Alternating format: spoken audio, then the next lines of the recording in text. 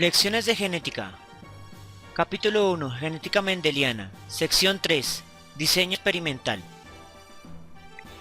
De cierta forma, muchas veces cometemos el error de analizar directamente los resultados que obtuvo Gregor Mendel y damos muy poca importancia al diseño experimental, el cual da muestras de una serie de presupuestos subyacentes a las ciencias de su época, especialmente en lo concerniente al reduccionismo matemático puesto de moda por Isaac Newton ya en 1687, casi 170 años antes de que Mendel realizara sus investigaciones. Es importante resaltar que Mendel no descubrió ni cromosomas, ni genes, ni meiosis, ni mitosis, ni ADN o nada que se le parezca. El trabajo de Mendel no es estructural. El modelo mendeliano es exclusivamente matemático, es decir, una abstracción de la mente, basada en una serie de fenómenos experimentales.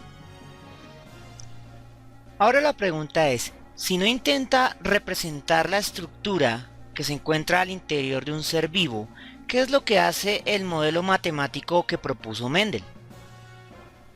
El objetivo es que los números obtenidos experimentalmente sean los mismos que han sido predichos teóricamente.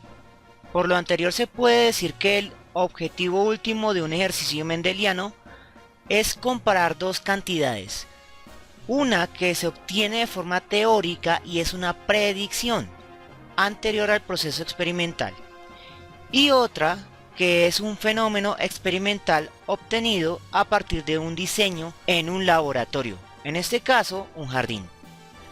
Como consecuencia de esto, antes de trabajar los resultados experimentales de Mendel, debemos introducir dos cuerpos de teoría. El primero es el diseño experimental, es decir, todos los pasos previos que realizó Mendel para obtener sus resultados numéricos. El segundo será el desarrollo matemático, que se basa en un conocimiento introductorio de la estadística. Al igual que la química, la biología es una ciencia experimental, y el objeto de estudio de la biología son los seres vivos.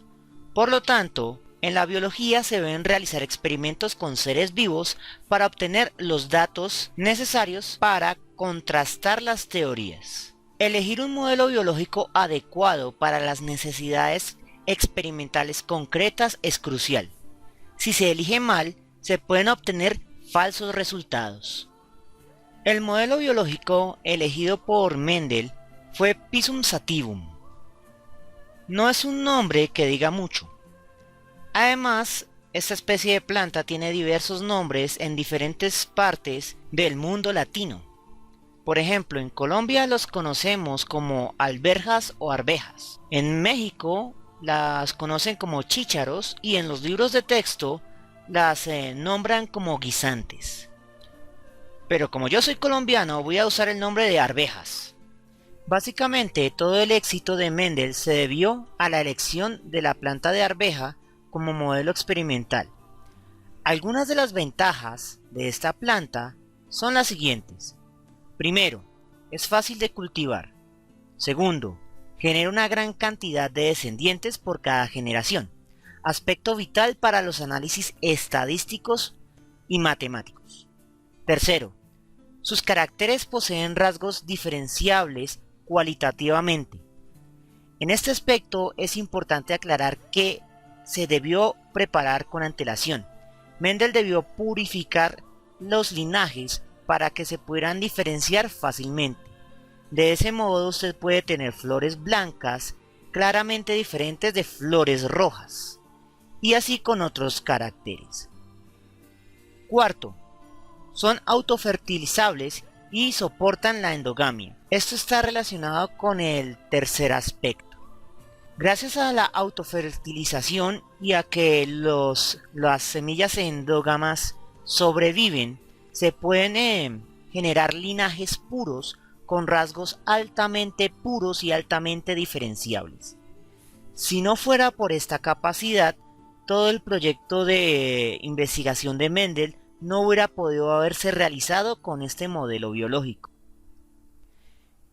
Quinto, La fertilización puede manipularse artificialmente, ofreciendo control sobre los cruces entre los individuos que puede realizarse en un jardín. Esto disminuye los costos, ya que se pueden mantener poblaciones en un jardín y no de forma aislada en un laboratorio cerrado.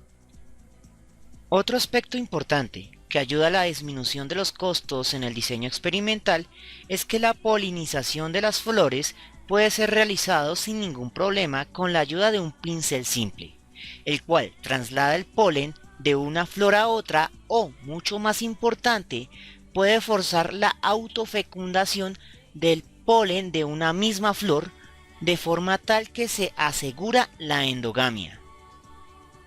En este caso, si Mendel tenía una planta con flores blancas, mediante la autofertilización forzada, es decir, la endogamia forzada entre la misma flor, sus descendientes, con el paso de las generaciones, terminarían todos por tener flores blancas sin ninguna variabilidad.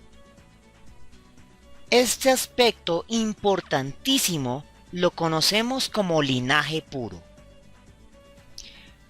Un detalle bastante interesante sobre el modo en que algunas veces enseñamos la genética mendeliana es la introducción de conceptos y nombres más modernos en el trabajo de Mendel.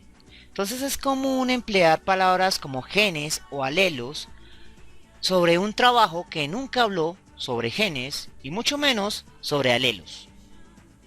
Por tal razón, en esta etapa de el diseño experimental vamos a emplear lo más posible las definiciones mendelianas.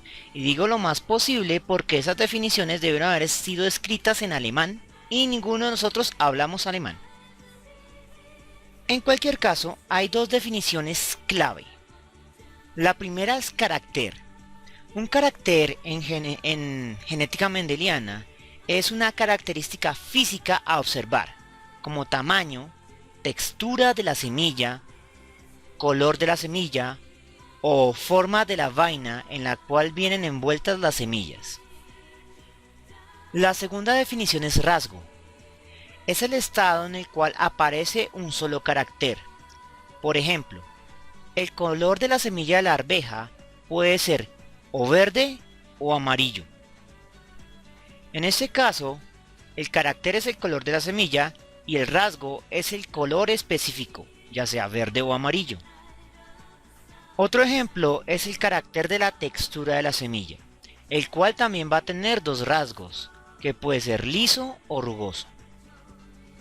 Mendel buscaba caracteres con rasgos fácilmente contrastables, es decir, que tuvieran una relación 0-1, blanco o negro, o en el caso del color de la flor, púrpura y blanca. Sin embargo, vale la pena aclarar que dicha distinción es completamente artificial, en el sentido de que tuvo que ser preparada con antelación a los experimentos. La variabilidad natural, por ejemplo en las flores de la planta de arveja, es mucho más alta que solo blanco o rojo, y existen coloraciones como rosado, lavanda, azul o púrpura intenso. De esta forma, Gregor Mendel logró aislar 7 caracteres, cada uno con dos rasgos fácilmente contrastables. El primero, la textura de la semilla, que puede ser lisa o arrugada. Segundo, color de la semilla, que puede ser verde o amarillo. Tercero, el que ya habíamos mencionado, color de la flor. En los textos la mencionan como violeta o blanca. Cuarta, la textura de la vaina, que puede ser lisa o arrugada. Quinta, color de la vaina, que puede ser verde o amarilla. Sexto, posición de la flor, que puede ser axial. Eso significa que la flor crece lateralmente al tallo, o terminal. Eso significa que la flor crece únicamente en las puntas de los tallos. Finalmente, el último rasgo es el tamaño del tallo, que se describe como largo o corto. Los tallos cortos apenas si superan los 30 centímetros, mientras que los tallos largos pueden superar fácilmente los 2 metros. Bien, finalmente vamos a mencionar el procedimiento experimental. El primer paso, y generalmente el paso que no se menciona, es el de aislar caracteres que tengan rasgos fácilmente diferenciables entre sí. En este caso es necesario aislar un linaje puro para cada rasgo de carácter. Una vez que usted tiene sus rasgos puros, los puede denominar como generación parental pura, que generalmente se simboliza con la letra P. El segundo paso es asegurarse de que existan flores únicamente masculinas y femeninas. Esto se logra cortando los anteridios de las flores para que queden únicamente femeninas y de este modo evitar posibles autofecundaciones no planificadas en el diseño experimental. Tercer paso. Tomar el polen de los anteridios de las flores que han sido escogidas como masculinas. Luego pasar el polen a las flores designadas como femeninas. Y acto seguido eliminar las flores masculinas que queden para evitar posibles fecundaciones no planificadas en el diseño experimental. El cuarto paso es esperar a que se complete el ciclo generacional, es decir, obtener la semilla que se va a denominar como filial 1, la cual se simboliza con la expresión F1. Los rasgos de carácter de la generación F1 para la semilla deben ser cuidadosamente consignados. Acto seguido se plantan las semillas deseadas y se espera que crezca. Nuevamente se consignan los rasgos del carácter para el tamaño del tallo y para la posición en que nacen las flores de forma cuidadosa. El quinto paso es repetir el proceso de fecundación planificada para obtener la segunda generación experimental que se simboliza como F2. En consecuencia, el diseño experimental mendeliano debe abarcar 3 generaciones: la generación de parentales puros o P, la generación F1 y la generación F2. De todos los caracteres mendelianos, tal vez los más útiles son los que están relacionados a las semillas, ya sea su textura o su color, debido a la simple razón de su número. A mayor cantidad de observaciones, las comparaciones estadísticas son mucho más confiables.